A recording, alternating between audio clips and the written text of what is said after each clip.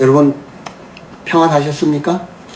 이어령입니다. 오늘 저는 여러분과 함께 생명에 대해 그리고 우리가 무심히 지나치는 공간의 무서운 진실에 대해 이야기해 보려 합니다. 나이 60을 넘기면 인생의 시계는 단순히 숫자를 더해가는 것이 아니라 내가 머무는 공간과 내 몸의 기운이 서로 대화를 나누는 시기로 접어듭니다. 젊을 때는 돌밭에서 잠을 자도 생기가 넘치니 문제가 없지요. 하지만 예순이라는 나이는 다릅니다. 이때부터는 내 주변의 작은 물건 하나, 화초 하나가 내 운명의 흐름을 바꾸기도 합니다. 제가 오늘 여러분께 꼭 드리고 싶은 첫 번째 경고는 이것입니다. 절대로 단 한순간도 죽은 나무를 집안에 두지 마십시오. 사람들은 말합니다.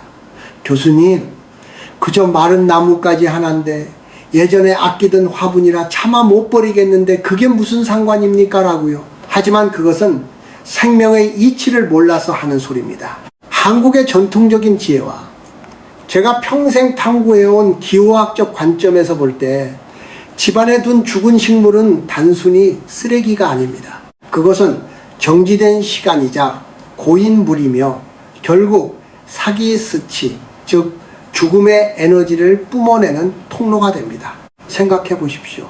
식물은 태양의 빛을 받아 산소를 내뿜고 살아있는 생명을 순환시키는 존재입니다. 그런데 그 순환이 멈춘 나무, 즉 말라 비틀어진 화분이나 시든 꽃을 거실 한 구석에 두는 것은 무엇을 의미할까요? 그것은 내 삶의 공간에 죽음의 상징을 전시해 놓는 것과 같습니다. 특히 60세 이후는 우리 몸의 면역력뿐만 아니라 영적 면역력도 약해지는 시기입니다. 외부에 나쁜 기운이 들어올 때 그것을 밀어낼 힘이 예전만 못하다는 뜻입니다. 이런 시기에 집안에 죽은 나무가 있으면 그 나무가 내뿜는 적막함과 쇠락의 기운이 주인의 무의식을 잠식하기 시작합니다. 아침에 눈을 떴을 때 생생하게 뻗어나가는 초록의 잎을 보는 것과 누렇게 변해 꺾인 줄기를 보는 것이 우리 뇌에 어떤 신호를 보낼 것 같습니까?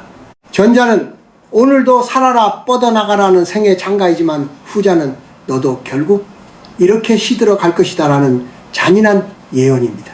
우리는 흔히 물건에 집착합니다. 이 화분은 내 자식이 선물한 건데, 이 나무는 내가 젊을 적부터 키운 건데 하며 죽은 나무를 붙잡고 있습니다. 하지만 그것은 사랑이 아니라 집착입니다. 생명이 떠난 육체는 흙으로 돌아가야 순리입니다. 그 순리를 거스르고 집안에 박제해 두는 것은 운의 흐름을 막는 가장 큰 장애물이 됩니다. 한국의 옛 어른들은 말씀하셨지요. 집안에 생기가 돌아야 자손이 번성하고 병마가 틈타지 않는다고요. 생기라는 것은 흐르는 물과 같습니다. 죽은 나무는 그 흐름을 막는 댐과 같습니다. 재물운이 막히고 자녀와의 소통이 단절되며 이유 없이 몸이 무겁고 아픈 분들이 계십니까? 그렇다면 지금 당장 베란다나 거실 구석을 살펴보십시오. 혹시 주인의 손길을 기다리다 지쳐 말라 죽은 식물이 방치되어 있지는 않습니까? 그것을 치우는 행위는 단순히 청소가 아닙니다. 그것은 내 삶에서 낡고 병든 것을 걷어내고 새로운 운이 들어올 자리를 만드는 의식입니다. 나이 60은 저무는 해가 아닙니다. 오히려 인생의 참된 의미를 깨닫고 가장 우아하게 꽃피워야 할 시기입니다. 그런 귀한 시기를 죽음의 기운과 동거하며 낭비하지 마십시오. 여러분의 집은 무덤이 아닙니다.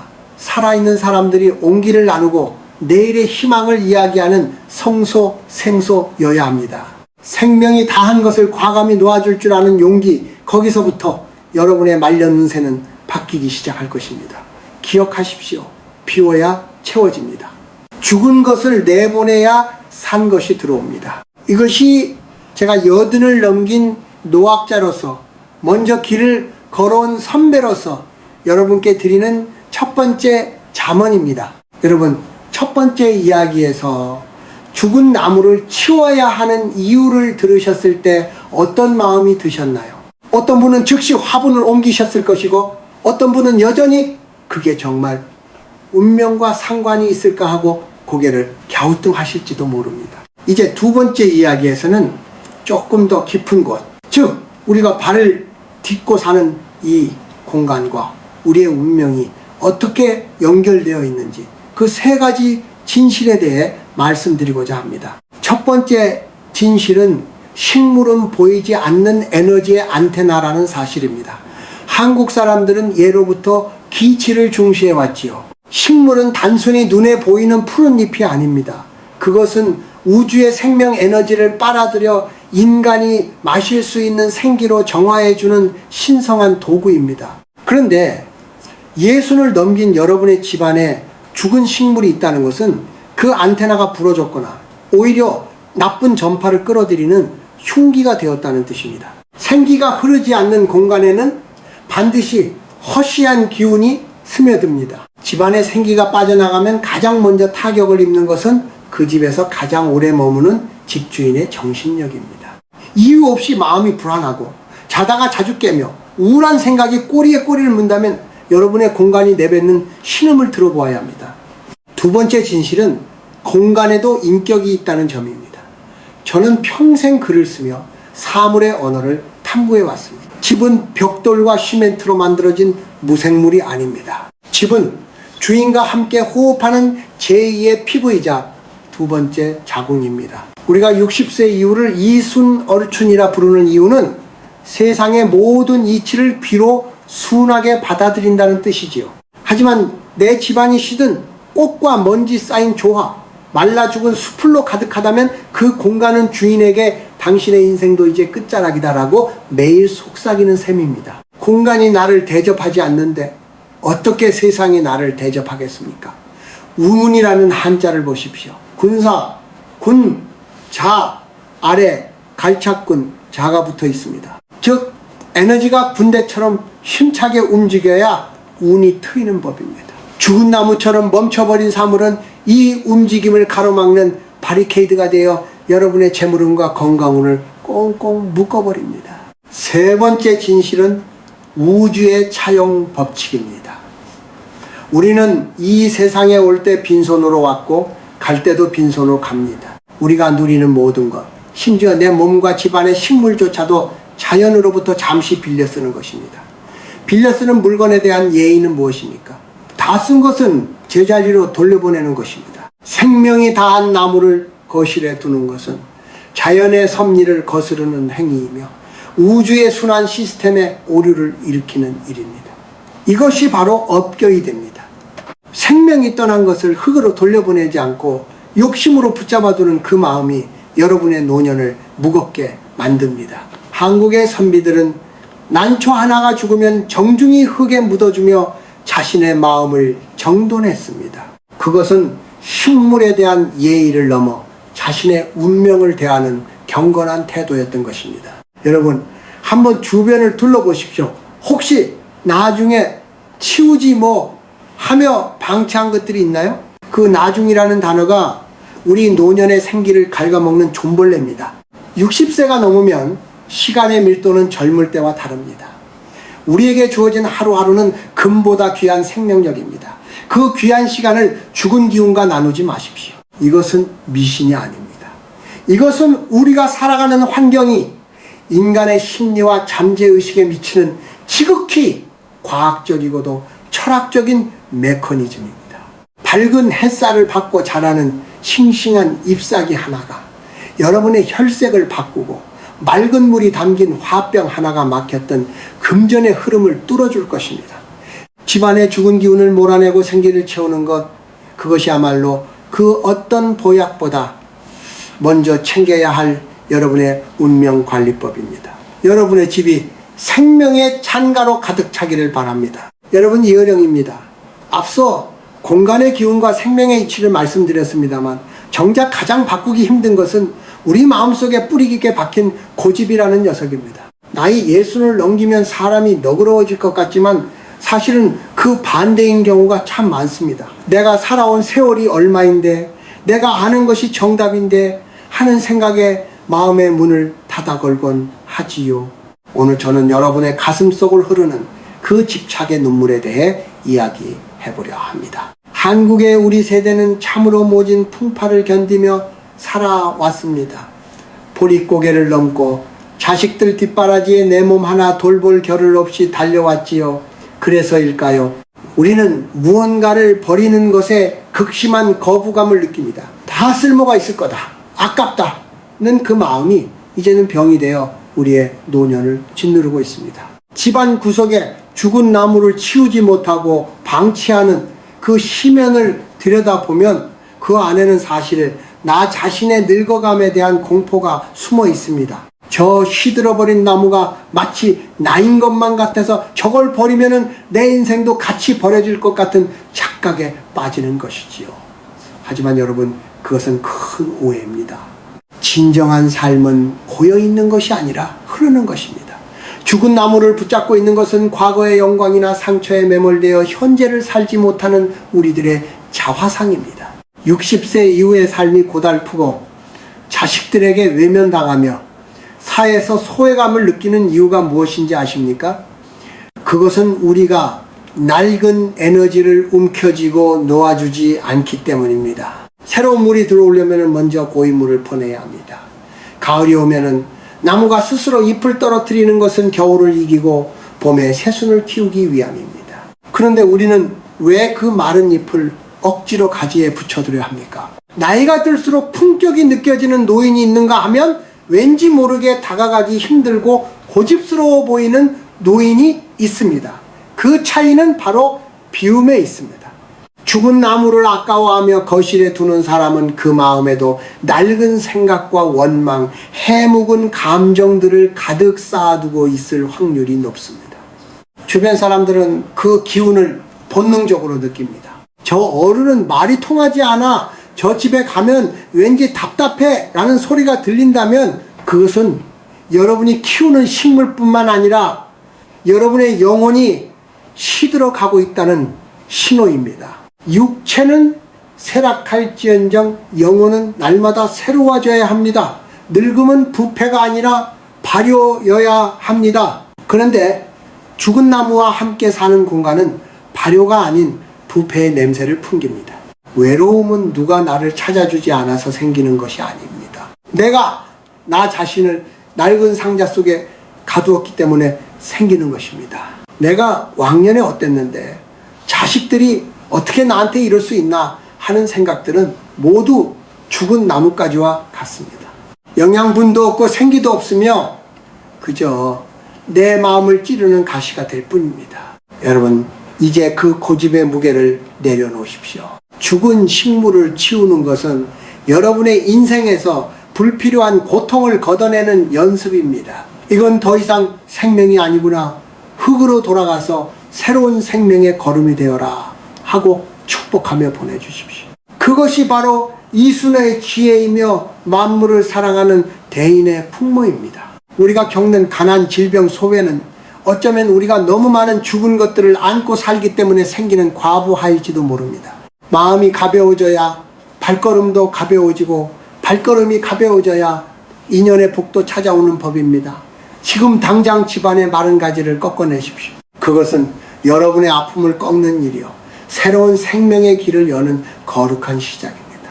늙어가는 것이 아니라 익어가는 여러분이 되시기를 진심으로 바랍니다. 여러분, 이효령입니다. 이제 우리는 죽은 기운을 걷어내고 그 자리에 어떻게 새로운 생기를 채울 것인가를 고민해야 합니다. 인생의 가을이라 불리는 60 이후의 삶은 무엇을 더 채우느냐가 아니라 무엇을 어떻게 비우느냐에 따라 그 품격이 결정됩니다. 청소는 단순히 먼지를 털어내는 행위가 아닙니다. 그것은 내 영혼이 거주하는 성소를 닦는 구도들의 길입니다. 먼저 여러분의 집안에서 실천해야 할 구체적인 정화의 법칙을 말씀드리겠습니다. 제가 권하는 것은 일입일출 일우이추의 원칙입니다. 집안에 새로운 생명력을 가진 물건 하나가 들어오면 반드시 생기를 잃은 낡은 것 하나를 내보내야 합니다. 특히 60세 이후에는 추억이라는 미명하에 쌓아둔 물건들이 독이 됩니다. 입지 않는 오래된 옷, 이가 나간 그릇, 작동하지 않는 가전제품들, 이것들은 죽은 나무와 마찬가지로 공간의 호흡을 막습니다. 물건이 사람의 자리를 차지하게 두지 마십시오. 주인이 물건을 부려야지 물건이 주인을 압도하면 그 집에 생기는 죽어버립니다. 두 번째로 말의 정화가 필요합니다. 공간의 기운은 눈에 보이는 사물로만 결정되지 않습니다. 그 안에서 울려 퍼지는 언어가 공간의 색깔을 정합니다. 나이가 들수록 입은 닫고 주머니는 열라는 말이 있지요? 하지만 저는 조금 다르게 말하고 싶습니다. 입은 닫되 열 때는 오직 살리는 말만 하라는 것입니다. 누군가 나를 무시하거나 자존심을 건드리는 말을 할 때 똑같이 날카로운 말로 맞서지 마십시오. 그것은 내 입안에 죽은 가시나무를 심는 것과 같습니다.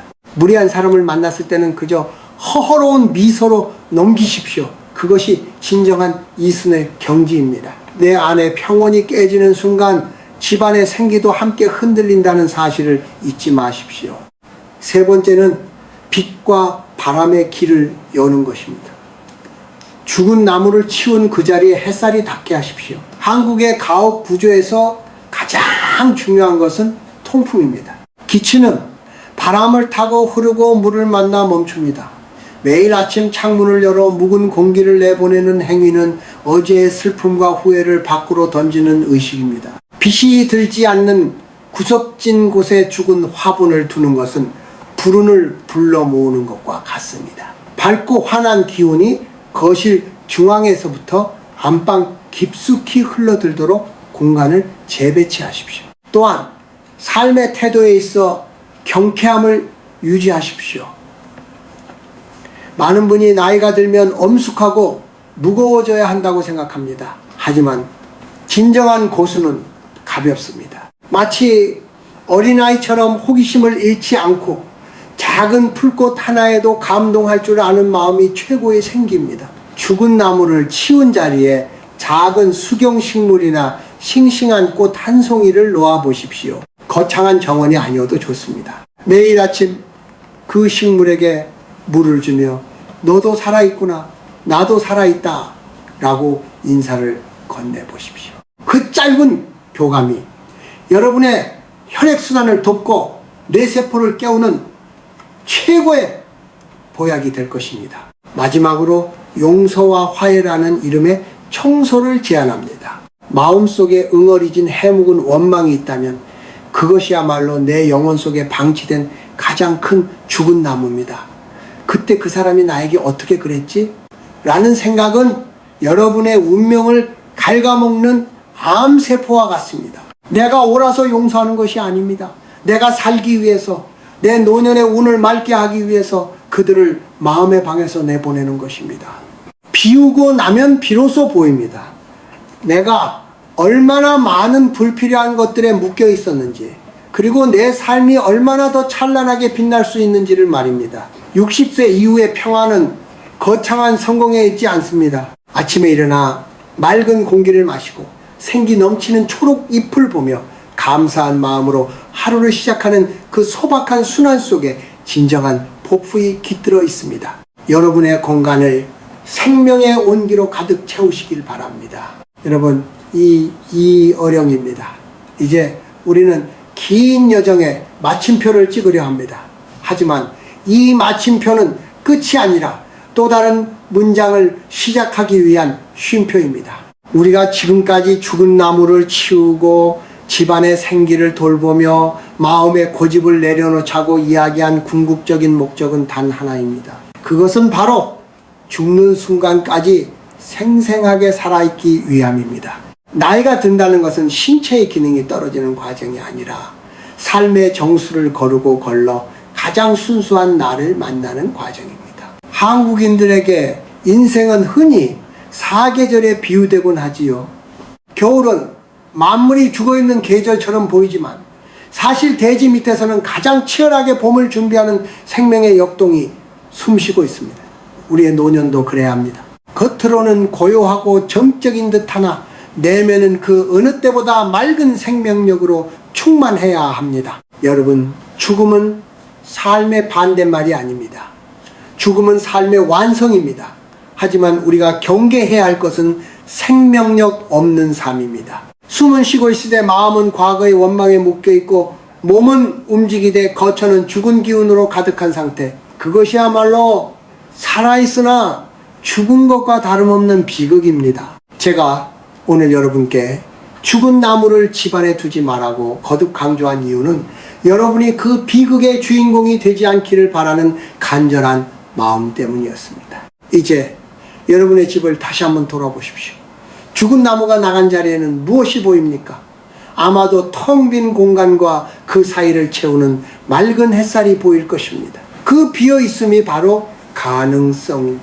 그 자리에 무엇을 채울지는 여러분의 선택입니다. 새로운 화초를 심어도 좋고 그저 텅 빈 채로 두어 바람이 지나가게 해도 좋습니다. 중요한 것은 그 공간이 이제 살아있는 사람을 위해 존재하게 되었다는 사실입니다. 나이 60은 인생의 황혼이라고들 하지만 저는 이를 황금기라고 부르고 싶습니다. 책임과 의무라는 짐을 내려놓고 비로소 나라는 존재의 빛깔을 온전히 드러낼 수 있는 시기이기 때문입니다. 이때 가장 필요한 덕목은 경건함입니다. 나 자신을 귀하게 여기고 내가 머무는 공간을 성전처럼 돌보는 마음입니다. 스스로를 대접할 줄 모르는 사람은 타인에게도 운명에게도 대접받지 못합니다. 깨끗하게 정돈된 거실, 싱싱한 초록, 잎이 반겨주는 베란다, 맑은 차 한 잔의 여유, 이것들이 모여 여러분의 말년 운을 평안과 다복의 길로 인도할 것입니다. 마지막으로 여러분께 이 말씀을 꼭 남기고 싶습니다. 생명이 다한 것은 흙으로 보내주되 여러분의 마음속에 있는 희망이라는 씨앗은 절대로 말려 죽이지 마십시오. 비록 몸은 예전 같지 않고 세상을 떠날 날이 조금씩 다가온다 할지라도 오늘 아침 새로 핀 꽃 한 송이에 감탄할 수 있다면 여러분은 여전히 청춘입니다. 그 감탄이야말로 죽음 기운을 단번에 몰아내는 가장 강력한 신성신신의 불꽃입니다. 이제 밖으로 나가 보십시오. 화원에서 작은 꽃 포트 하나를 사오셔도 좋고 길가에 핀 이름 없는 풀꽃과 눈을 맞추셔도 좋습니다. 여러분의 손에 닿는 그 생생한 촉감이 바로 우주가 여러분에게 주는 위로입니다. 죽은 기운과 결별하고 생명의 리듬에 몸을 맡기십시오. 그러면 여러분의 노년은 쓸쓸한 뒷모습이 아니라 찬란한 노을처럼 아름다운 전설이 될 것입니다. 평생을 글과 말